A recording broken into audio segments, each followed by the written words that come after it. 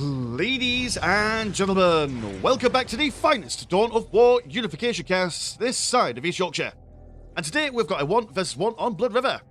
On the southern side, as the Necrons, we've got Vася Ogrin. On the northern side, as the Raven Guard, we have got Irukukwu. Irukukwu will be opening up a Tech Marine Artificer, double Primaris Scout Marines, and a Crow's Nest.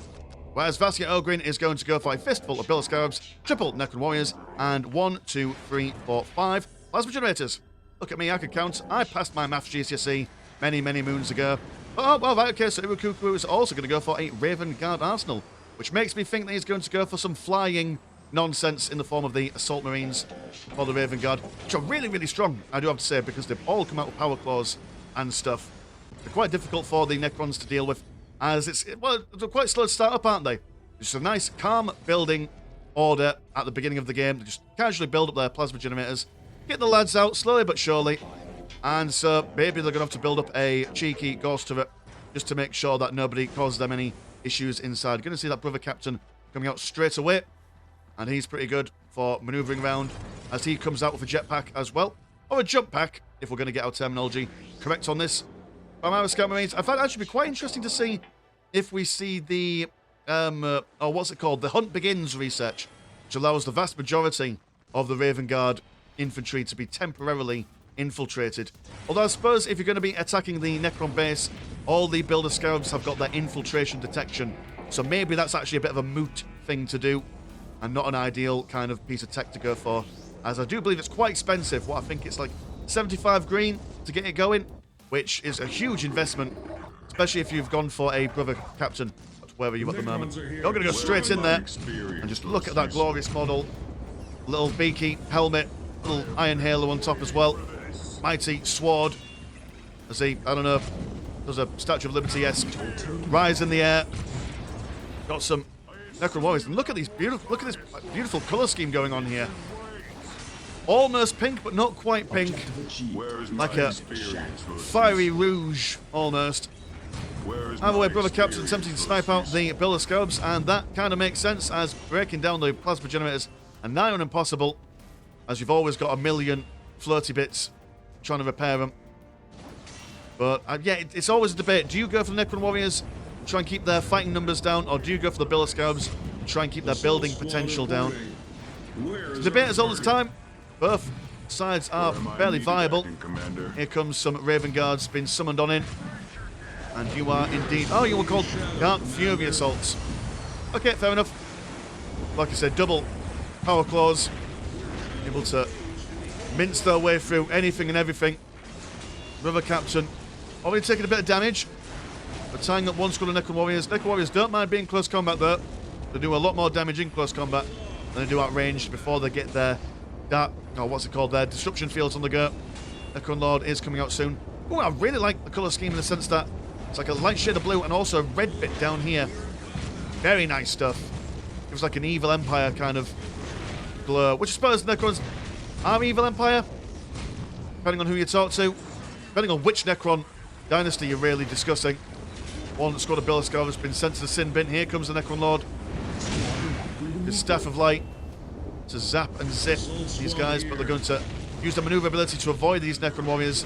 Quite a nice touch from them, as they've convinced the Necron Warriors to go all the way over here. Now it'll take a fair while to meander down on this side. Necron Lord does have a teleporting ability there. And yet, Vasa Ogrin losing Builder Scarabs left, right and centre will mean that he'll have to sacrifice some of his building capacity in the monolith to regain those numbers. Just seen him swap out some Necron Warriors for some more Builder Scarabs. I suppose he's pushed these guys out, so they're not really priority number one. And yeah, no ghost to it. Really impressive that he was able to fend that off with not that being there. Builder Scarabs attempting to decap that listing post on the right hand side, about to lose another Builder Scarab. Very unfortunate. Tech Marine Artificer rocking and rolling on down here to build up this listing post, and I do believe you've also got this place over here as well. Very difficult for Necrons to gain map control early on in the game, but gradually over time, especially when they hit that tier 2 and tier 2.5, that is when they shine. Necron Lord just running amok, trying to keep these guys at bay. Now absolutely surrounded there, and watch that health decline. I don't think he's got any more jumping juice left in his teleportarium, or whatever the Necron Lexicon would be for teleporting. He goes down on his knees, and more Builder Scarabs are being punched in the face. Where have the Necron Warriors gone? You are over here. And I believe that some of you have already used your teleport to get back home. Or if you maybe don't have any teleport left. I don't know. So much action already going on. Ah, there we go. Oh, it's because you didn't have the summoning core built already. Fair enough. Ignore me. Ignore me entirely. Oh, come on. Just leave these guys alone. Half of them are already dead. Some of them are not even alive to begin with. Obelisks are next on the list. Current economy is 85 and 15 compared to 60% and 18. Not a bad economy for either side at the moment. Also, plenty of obelisks have been captured by the Necrons, yet to be knocked down or decapped. So he's got a full infantry squad cap on the go here. Disruption fields on the way, and there we are for that ghost turret. Placed down right next to all those plasma generators. Dark Fury assault squads returning back on home. And we're seeing a squad cap increase and more Dark Furies. Okay. So this is dedication to the tier 1. Well, like they've just kind of done a lap. Maybe they convince the Necrons that they're going home, and then actually, haha, we're not going home. We're going right back in here. More and more. Striding on forward. Is the captain still alive? The captain is still alive. He's actually attached to one of these. Oh no, you're not attached. Fair enough. Be next to him. That counts. Well been broken on these guys. Necron Lord still on his backside, and we're all seeing a second Necron Monolith being built up. I suppose if the Raven Guard are sticking into tier 1 for a little bit longer, then you may as well also do the same. And 2 Necron Monoliths, you just can't go wrong with them. They have 1 for building up proper stuff, and 1 just to constantly spam out Necron Warriors for free. It's not a bad idea at all. Got the Necrons splitting themselves up, these guys chasing after those ones. And even if they jump over, these guys can continue pushing on right and start sorting out that listing post over there. Now if there's disruption fields, doesn't really matter if the Dark Furies run away from them. Some more lads been teleported in. An extra squad of Fury.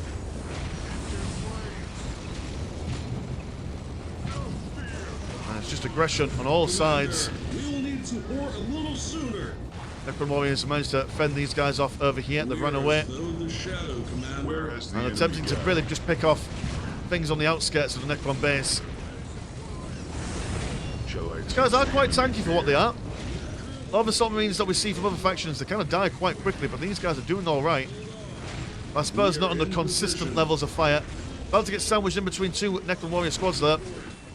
Got those Builder Scarabs attempting to keep that obelisk in good stead. And, well, yep, just rebuild it. And what do you cost? You cost 25 green, and you've lost maybe 1 or 2 Dark Fury models. And how much do you cost to reinforce? 60 blue.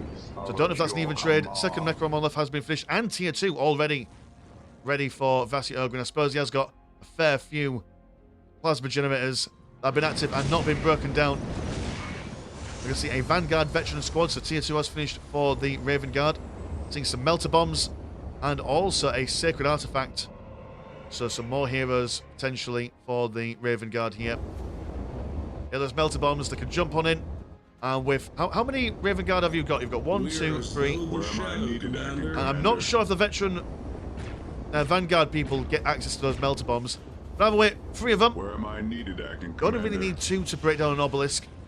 Maybe even just 2 to break down a plasma generator. Depends on how aggressive they want to go. They're probably thinking about the second Necron Monolith. They can break that down. That's a huge piece of material that the Necrons have lost. Not really being all that aggressive. They've got that map control already. Where am I needed, acting commander? I mean, would it be an idea just to maintain that map control and then just take up a bit more vertically? Try and use that economic advantage to get some big stuff out. With all this assault stuff, if you're not being aggressive with it, you're kind of wasting that money they've spent on them. These guys coming on the left-hand side, some guys coming on the right-hand side. Necrons thinking about moving down the middle, but we'll come back over here. There we go, plasma bombs, or I should say melter bombs, from straight on these plasma generators. Can the Builder Scarabs survive it? Cannot, unfortunately. Here comes a Locust Destroyer. Yes. And these guys are stunned. For whatever reason, they've been smashed into place. And will retreat with 2 models saved. Yeah, Necron warriors just being spammed from the monolith here. Shall I teach the enemy? Got double fear? Locust Destroyers now. All the melter bombs been used. These guys will be able to run a little bit wild. Some more lads inside the Raven Spire ready to teleport in. And interestingly enough, the Dark Fury Assault Squad's now got their commanders with the plasma pistols. And they're engaging in range stance. So that's just basically 1 pistol per squad being active. Some more veterans. Melter bombs thrown at the Locust Destroyers. Locust Destroyers can be tied up in close combat, so kind of negates their ranged capacity. But they can also jump around as well, so just as nimble and mobile as those Dark Fury Assault Squads. That's so many of Shall them. I teach the enemy fear? That's a lot. Necron's now just going to say, right, okay, well, you can just have as many of these flyboys as you want. We're just going to go into tier 3. And with that tier 3, not sure exactly if this is going to work from the perspective of the Raven Guard. With some Bionics level 2, they've got their Reclusiarch, which is able to heal all the boys near him. So maybe it's just, right, okay, Necrons, you've got all your fancy tech, but we've got chainswords and power claws, and we can beat you up like schoolyard bullies, nicking someone's lunch money. Necron Warriors not in an advantageous situation here. Surrounded, utterly wiped out there. Oh no, one guy narrowly avoiding death and sadness, I think. Going back home. Destroyers over here. No matter how much they fire, they ain't getting much death. There's too many for them to take on. Those melter bombs quickly taking down 2 of them. Is the Necron Lord back up? The Necron Lord is not back up. Necron Lord with a lightning field in this situation would be absolutely stellar. Able to charge up every time he engages in melee combat. And then if he waits a maximum charge, unleash a lightning storm, basically. It's a hell of a lot of damage to everyone surrounding. It does not seem like the Raven Guard are dying at the moment. Like a flock of birds pecking away at the necrodermis of these warriors. Another Locust Destroyer getting a face full of melter bomb. And yeah, that Reclusiarch keeping everyone remarkably high health as well. Everyone's going to fly straight on over and focus on the obelisks.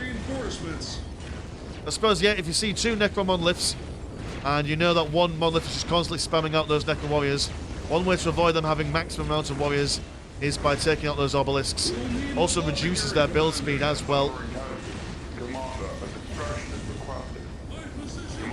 But with every Raven Guard that goes down, more warriors come forth. And they are, you know, not cheap to replace these guys. I mean, how much are the veteran vanguards? Oh, hold on, I need to swap over to them to see them.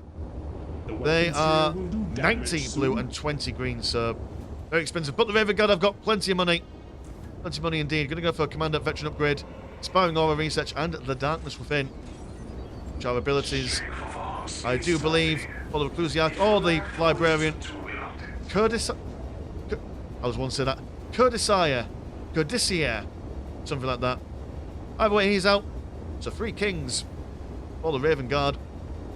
And constantly going for those upgrades as well. So really dedicating himself to this unit composition.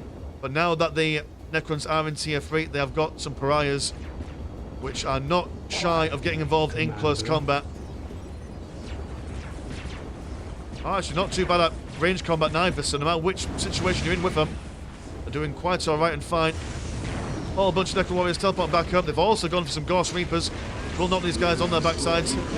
Ghost have been focused down. Now Plasma Generator as well, soon to go as well. A nice choice to go for the Ghost Reapers. Basically acting as a shotgun for these guys. There's so many of them. Will it make much of a difference? One generator is dead. The Darkness Within being used. I assume that reduced morale, or is it just range capacity? You are all not firing, so that's what I'm going to assume it does. Oh, here comes the Scorpion Destroyers. Absolutely my favourite unit in the Necron roster at the moment. Brand new for this patch. And just look at them go. Angry crabs. Fantastic stuff. I do believe that those models were lifted from the, what's it called, Battle Sector Where has the game. enemy gathered? Could be wrong though. I could be wrong. We need to get around to playing some of that Battle Sector. It looks really, really good. It's a shame that there's no replay option for it. That when players play the game, you can't like watch the replays from. Because I think that'd be a bit of fun as a break from Dawn of War and stuff. Always thinking of new things to do on the channel. Can't quite think of much though. Shall I teach the enemy fear? Kind of hemmed our way in here. Either way. Necron Warriors going over on the northern side. Scorpion Destroyers going on the centre. These guys got a wonderful ability where you're able to basically make them go mental. And they will just attack anyone and everyone nearby. You lose control over them. That's the thing, and good Lord, I've got no idea what that one is. That's doing stuff, I imagine. I assume making them take more damage. That looks like what the target acquired thing is when the Tau Fire Warrior people do it. Pathfinders even. By the way, the Raven Guard just came in, decimated that formation, but there's still a lot alive. Scorpion Destroyer is just ignoring these guys, focusing on the listing post down here. Necron Lord back online as well. Now the Raven Guard have got to split their defences, or their offensive even, and they don't really work in small groups. They want it to be en masse. They're dying pretty quickly over here.